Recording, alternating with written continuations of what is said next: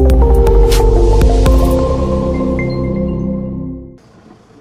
целосно ја поддржуваме оваа иницијатива, како што знаете и ние како Народно движење за Македонија, 3 пати во овој дом тука поднесуваме закон за амнестија, 3 пати Талат Џафери не сака да не го прими законот.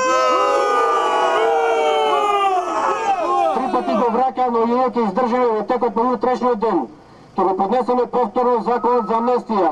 Луѓето што на 27 април влегоа не се насилници, влегоа со силна верба дека го бранат уставниот поредок на земјата, дека го бранат уставниот поредок на државата. И ние сакаме не Заев да му порачаме. Никој не влезе таму да го убива Заев.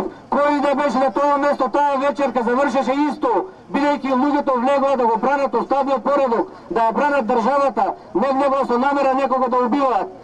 Сега на сите веќе ни е јасно, со поднесување на закони, со формални иницијативи не можеме да постигнеме ништо. Ова не може да го брани ниту пратениците, ниту владата, ниту председателот. Со ова може да го одбрани сега само народот. Само македонскиот народ може да го одбрани.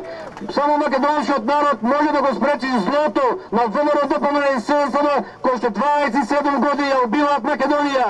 Го убиваат македонскиот народ. Ова зло само може да го спречи народот. Да се вратиме на старата демократија. Да одлучиме сега тука во стилот на старата демократија. Дали сме за да браниме Македонија? Да!